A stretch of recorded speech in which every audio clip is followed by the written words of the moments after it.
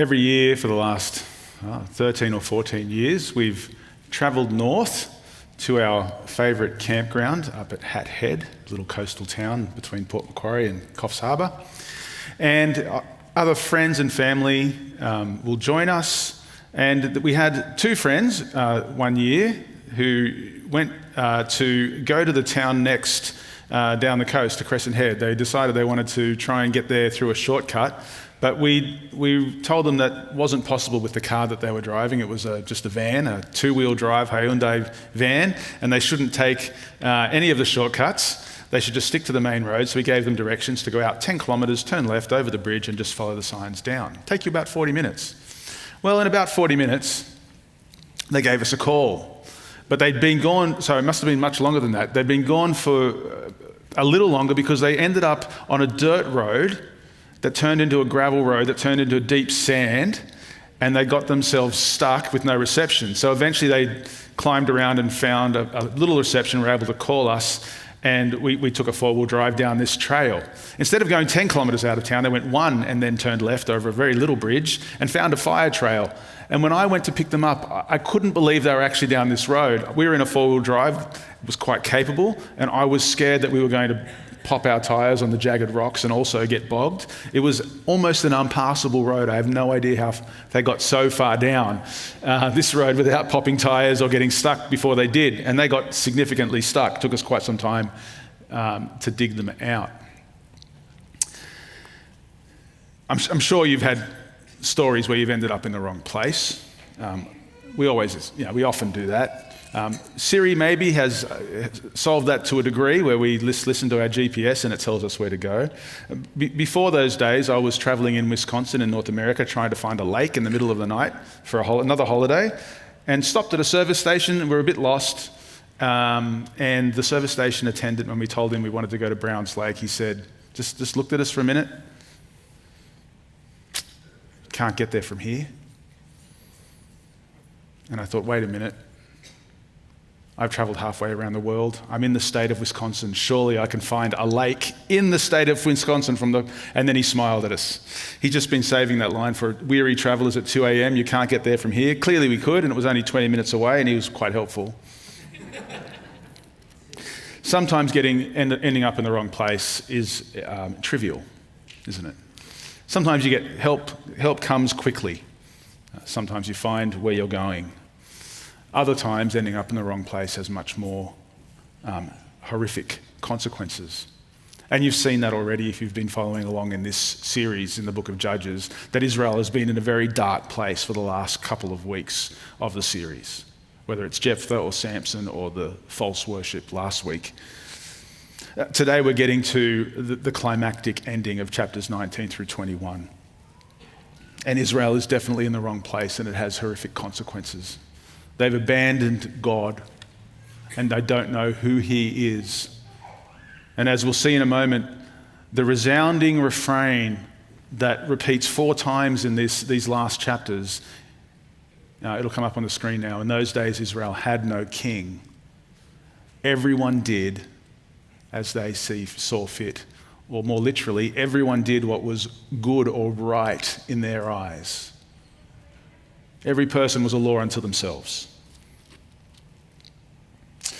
These chapters are going to have us ask how Israel ended up here, and they're also going to have us ask where we are headed. Where we are headed in our relationship with God, and what that means for our relationships and the people around us. Join with me as we read through chapter 19. We'll be reading through the whole chapter, and this chapter does contain disturbing material. Verse 1, in those days Israel had no king. Now a Levite who lived in a remote area of the hill country of Ephraim took a concubine from Bethlehem in Judah. But she was unfaithful to him. She left him and went back to her father's house in Bethlehem, Judah. And after she'd been there 4 months, her husband went to her to persuade her to return. He had with him his servant and 2 donkeys. She took him into her father's house, and when her father saw him, he gladly welcomed him. His father-in-law the girl's father, prevailed upon him to stay, so he remained with him 3 days, eating and drinking and sleeping there. On the 4th day, they got up early and he prepared to leave, but the girl's father said to his son-in-law, "Refresh yourself with something to eat, then you can go." So the two of them sat down to eat and drink together. Afterward, the girl's father said, "Please stay the night and enjoy yourself." And when the man got up to go, his father-in-law persuaded him, so he stayed there that night. On the morning of the 5th day, when they rose to go, the girl's father said, "Refresh yourself, wait till afternoon." So the two of them ate together. Now, this seems a little unexpected if you've been reading through the book of Judges. A family scene, reconciliation, the father-in-law being incredibly hospitable, everyone's just eating and drinking and enjoying themselves. Clearly, this doesn't feel right.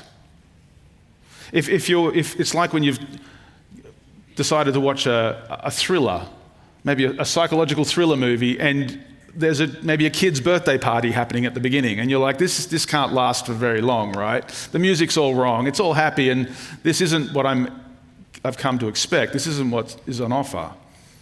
There's already some clues here. So there's a Levite from the hill country of Ephraim, which is how the other story just started in chapter 17, if you were here last week. Right now, he's been told to wait until afternoon in verse 8. And now in verse 9, when the man with his concubine and servant got up to leave, his father-in-law says, "Now look, it's almost evening. Spend the night here. The day is nearly over. Stay and enjoy yourself. Early tomorrow morning you can get up and be on your way." But unwilling to stay another night, the man left and went towards Jebus, that is Jerusalem, with his 2 saddled donkeys and his concubine. So now he's traveling at night with a very small party in quite dangerous country. And we're told that there's Jebusites around. They're even heading towards a Jebusite town, which is a non-Israelite town. There's Canaanites in the land, enemies of God's people. And he's setting out now in the afternoon for a very long journey. We're now expecting things to go wrong. Verse 11. When they were near the town of Jebus, and the day was almost gone, the servant said to his master, "Come, let's stop at this city of the Jebusites and spend the night." But his master replied, "No, we won't stop into an alien city whose people are not Israelites. We'll go on to Gibeah." He added, "Come, let's try to reach Gibeah or Ramah and spend the night in one of those places." So they went on, and the sun set as they neared Gibeah and Benjamin. There they stopped to spend the night. They went and sat in the city square, but no one took them into his home for the night. This is very unusual in this context. You would, as strangers and travelers in a city square, when everyone starts packing up for the evening, to be left there is incredibly inhospitable. And our concerns are now growing that they're left in the open square for the evening. Verse 16. That evening, an old man, also from the hill country of Ephraim, not from the town, was living in Gibeah. The men of the place were Benjamites, that was their tribe. The old man came in from his work in the fields. When he looked and saw the traveller in the city square, the old man asked, "Where are you going? Where did you come from?" The Levite answered, "We are on our way from Bethlehem in Judah to a remote area in the hill country of Ephraim where I live. I've been to Bethlehem in Judah, and now I'm going to the house of the Lord. No one has taken me into his house. We have both straw and fodder for our donkeys and bread and wine for ourselves, your servant, me, your maidservant, and the young men with us. We don't need anything." "You're welcome at my house," the old man said. "Let me supply whatever you need, only don't spend the night in the square." So he took him into his house and fed his donkeys, and after they had washed their feet, and they had something to eat and drink. Sounds like the tragedy's averted, the danger's over. But an attentive reader, an Israelite reader who's remembering the stories of their past, remembering the stories from Genesis, are starting to get even more worried, because there's a story in Genesis 19 where there's travelers, 2 angels, wanting to spend the night in the square, and another stranger in the town takes them in so that they don't have to do that, and immediately the house is surrounded by a band of evil men. That was Lot and Sodom and Gomorrah. It's sounding very similar. And so the readers are now worried. Verse 22. While they were enjoying themselves, some of the wicked men of the city surrounded the house. Pounding on the door, they shouted to the old man who owned the house, "Bring out the man who came to your house so that we can have sex with him." The owner of the house went outside and said to them, "No, my friends, don't be so vile. Since this man is my guest, don't do this disgraceful thing. Look, here is my virgin daughter and his concubine. I will bring them out to you now, and you can use them and do to them whatever you wish." More literally, whatever is right in your eyes. But to this man, don't do such a disgraceful thing. But the man would not listen to him. So the Levite, the man, took his concubine and threw her outside to them. And they raped her and abused her throughout the night. And at dawn they let her go. At daybreak, the woman went back to the house where her master was staying, fell down at the door, and lay there until daylight. When her master got up in the morning and opened the door of the house and stepped out to continue on his way, there lay his concubine, fallen in the doorway of the house with her hands upon the threshold. He said to her, "Get up, let's go." But there was no answer. Then the man put her on his donkey and set out for home. When he reached home, he took a knife and cut up his concubine limb by limb into 12 parts and sent them into all areas of Israel. Everyone who saw it said, "Such a thing has never been seen or done, not since the day the Israelites came up out of Egypt." Think about it, consider it, speak up. Tell us what to do.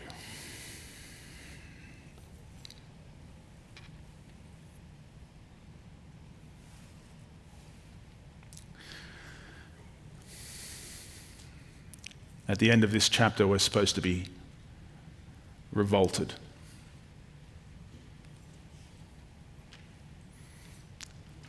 Horrified.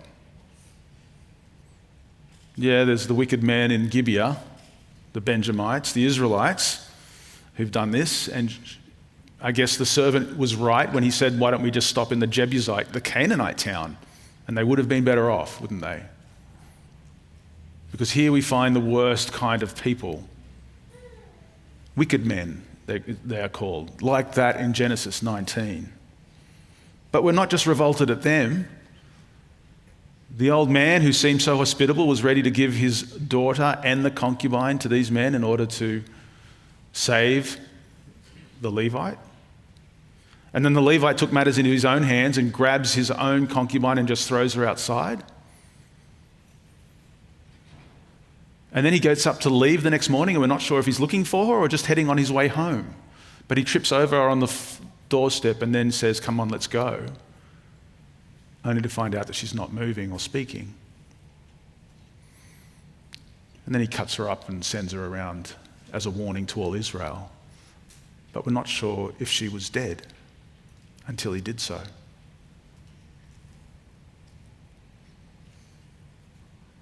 What on earth is going on with God's people? This Levite who comes from the priestly tribe is a coward, he's a callous, and is even possibly a killer. And he's participated in violence of the most horrific kind.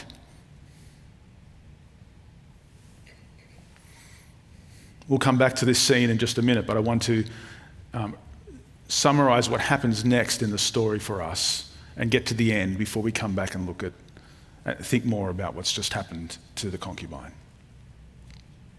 The Levite has sent all of these pieces throughout Israel of her body and summoned the other tribes against Benjamin and against the town of Gibeah in Benjamin. All of the tribes send soldiers, 400,000 soldiers, 500,000 soldiers for this small town that only was able to rally 25,000 soldiers. It's 20-1 odds. But Benjamin and Gibeah will not hand over the men who did this. We're also thinking the Levite himself probably needs to be stoned to death for his crimes in this as well. But he lies to the council and doesn't tell them that he threw his concubine out to the men. Israel comes up against Benjamin and cries out to God in the very same way they did in chapter 1. The book of Judges opens with Israel inquiring of God, who shall go up against the Canaanites? And here in chapter 20, they cry out, who of us shall go up against the Benjamites, our brothers? They can't all fight 20,000 people at once. They're just going to choose one tribe. And God says, Judah, the same thing he said in chapter 1, the kingly tribe, the leadership tribe. Judah shall go up against them into battle. But that very night, that very day of the battle, Judah loses 22,000 men. Even though God told them to go, Judah loses 22,000. They cry out to God, they weep, they cry out, and they ask him this time not just who should go up, but should we go up? We just lost this battle that you told us to walk into. Should we go up? And God says, go up. They lose another 18,000 men. So far, the Benjamites have killed 40,000 Judahites, and the Gibeonites are getting away with it. They haven't been punished at all. And they cry and they weep and they present offerings before the Lord. And they said, should we go up in battle again with Benjamin, our brother, or not? We don't have to go, but God says, go. This time I will give them into your hands. This time. So for some reason, God lets 40,000 Judahites, Israelites, die before Benjamin gets punished for the sins of Gibeonites.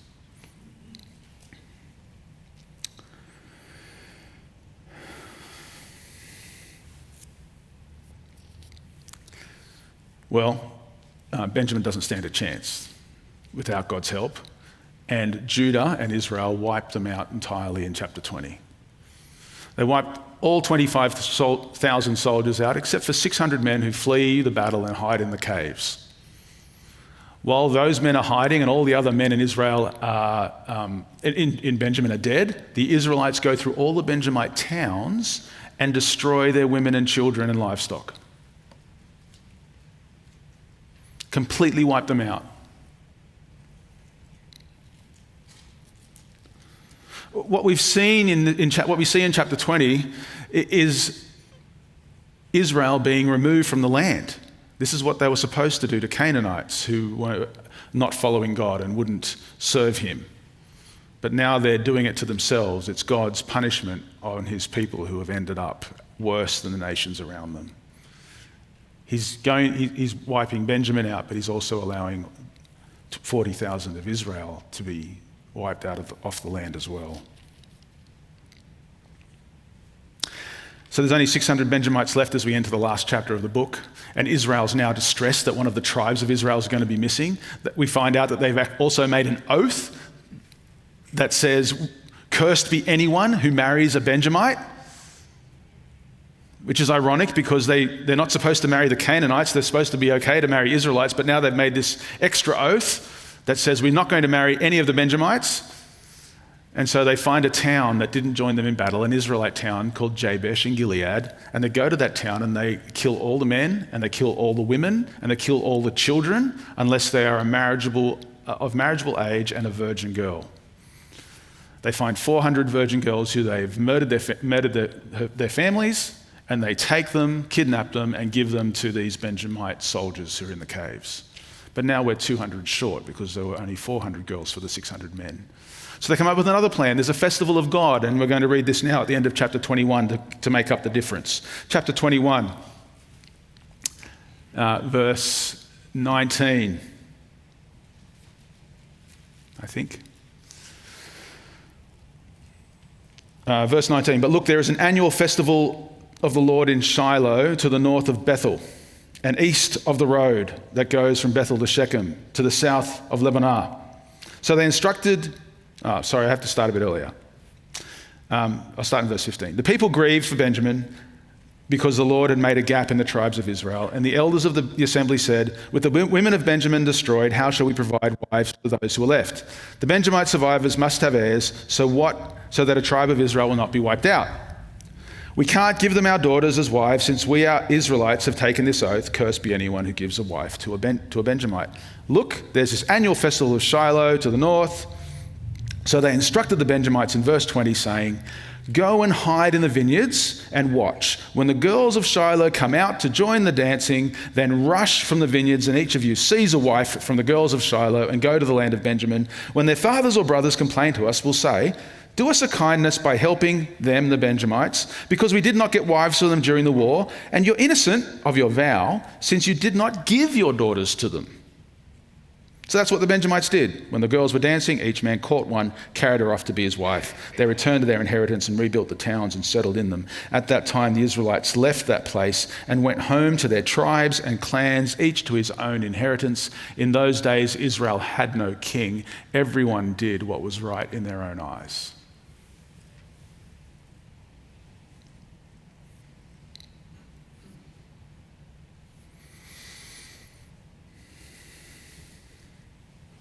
Kidnapping, murder,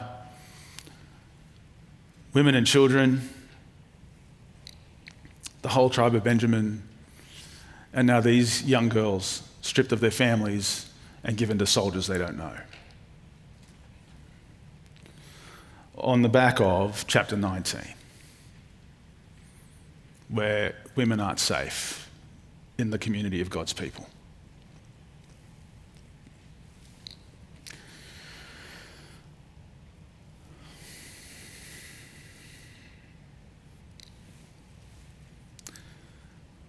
In those days, Israel had no king.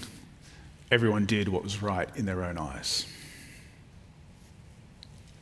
Without God as king, their sin seemed okay to them. Their sin seemed good. It was the right choice, the right course of action. When we get to the ending of the book, even these kinds of sins, the most vile and grievous to God, the abuse of power, the violence against women, the rape, murder, and kidnapping of young girls. One of the ways that Judges tells its story of Israel's decline, both spiritually and morally, as they abandon God and do their own thing, is how his people treat the women among them. You might have noticed that as you've read through the book. If you start at the beginning or near the beginning, you see Aksa in chapter 1, who's given lands as a woman. And then in chapters 4 and 5, we see Deborah, who's a prophetess, judging and leading Israel, courageous, godly. Jael, a Canaanite woman who gets victory with the tent peg in that story. But then very quickly, we have Jephthah's daughter being sacrificed to God as if that was honourable and not punishable by death. And then we have Samson's treatment of women as objects of his pleasure. And we have the Danite stealing from his mother. And now in the last 3 chapters we have this. Violence of the most brutal and horrific kind. God is choosing to demonstrate the depravity of his people by focusing on how they treat the women among them.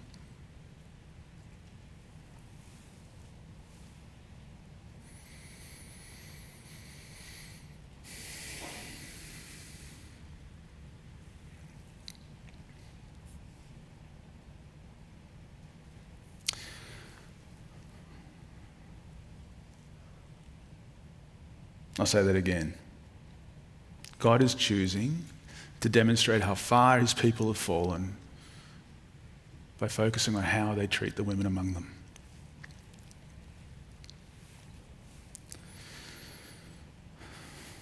Domestic violence has no place in God's kingdom. Violence against women has no place when God is king. The people have rejected kingship, of the kingship of God, and this is what it looks like. God's people look like the worst of humanity. It's here in the story, and it's in God's church. It could be here in the room. And it's a sign that we've abandoned God as King.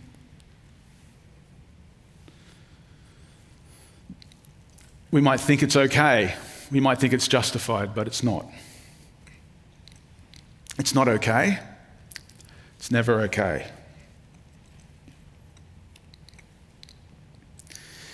If you are suffering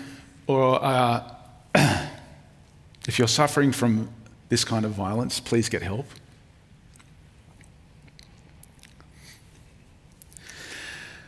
If you are perpetrating this kind of violence, you need to stop.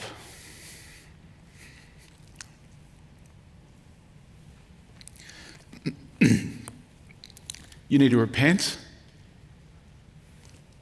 And you need to get help as well.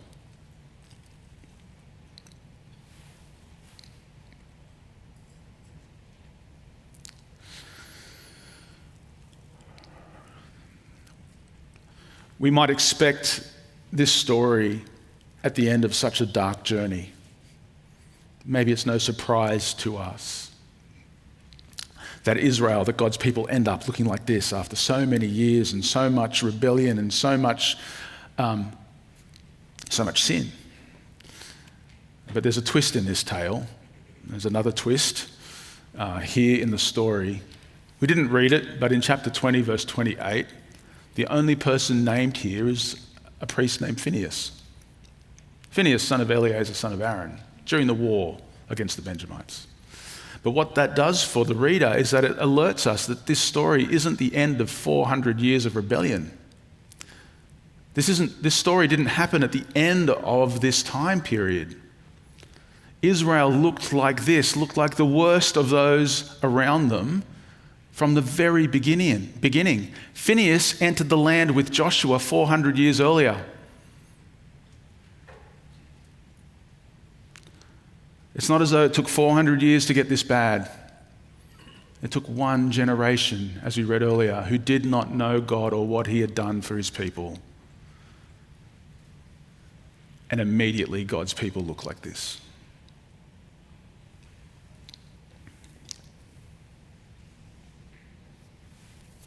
It doesn't take centuries for sin to take hold. Just a generation. Just the people who think they're going in the right direction. Just the people who've rejected God as King and think their sin is okay.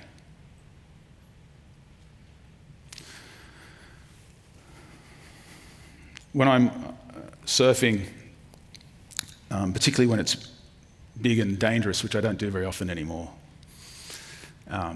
but when I still do this, you have to keep an eye on the coast, right? You have to sort of mark where you are out in the ocean, where you're just drifting around and waiting for the waves. So you take marks on the coast and you make sure you line up, so you're in the right position, just to make sure that you're not too far in or too far out, that the waves aren't going to break on you or you're going to miss them.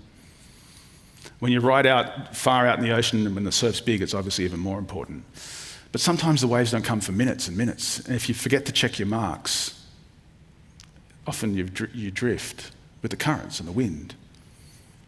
There's been times where I've not checked my marks and all of a sudden the waves, 10, 15 feet tall, are marching towards me and we're all scrambling. We've all drifted together. No one's checked their marks. We've all just been drifting along together and now we're in deep danger.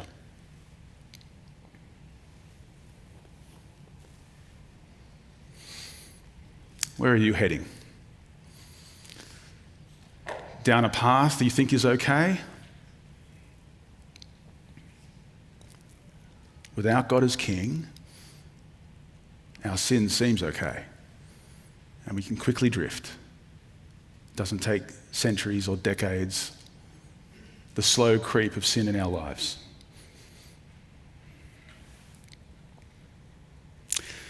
Judges ends, though, with a invitation. There's a warning here clearly about what happens when we reject God, but Judges ends with a beautiful invitation. As Mal asked earlier, where is hope in Judges? Well, it's here. It's here in the most horrific of stories. This story happened hundreds of years ago. Hundreds of years ago in the story, sorry, it's thousands of years ago, but it happened hundreds of years before when they first entered the land, and God saved them over and over and over again. Let me remind you from chapter 10 what God says when they cry out to him. This is roughly 300 years in the land, generation after generation of sin, idolatry, apostasy. God says this in chapter 10, verse 11. When the Egyptians, the Amorites, the Ammonites, the Philistines, the Sidonians, the Amalekites, the Maonites oppressed you, and you cried to me for help, did I not save you from their hands? And you remember, they oppressed them because God had sold them into these hands because they've been worshipping all their gods.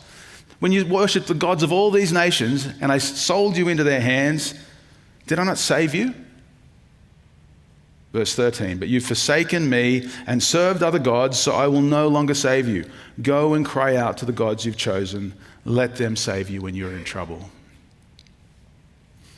But the Israelites said to the Lord, we have sinned. Do with us whatever you think best, but please rescue us now. And they got rid of their foreign gods among them and served the Lord. And I think perhaps the most beautiful words in the book of Judges. And he could bear their misery no longer. He could bear their misery no longer. And he saves them again when they don't deserve it. And they'd been this bad all along. They deserved to be thrown out of the land hundreds of years ago. But when they come in repentance, seeking God's mercy and forgiveness, he can bear their sin and misery no more. And he saves. It's the beauty of the gospel, isn't it? God wants to forgive us. He wants to forgive you. I don't know where you are on this journey, whether you are so hardened to your sin that you think it's okay. I pray that God would break into your heart, convict you that it's not. Perhaps you're in another place where you know that it's not okay, but you can see yourself drifting. In either case, he wants us back. He wants us to turn to him and be cleansed, be forgiven. God wants to forgive. Even the most vile and grievous sins are washed clean by the blood of Jesus. When he looks at us, he sees the perfect life of his Son risen, and he embraces us in our newness, in our cleanness. So the book of Judges stands here to us as a warning of the dangers of falling away from God as King, and as an invitation to turn back to him and receive his forgiveness and his embrace. Let's pray.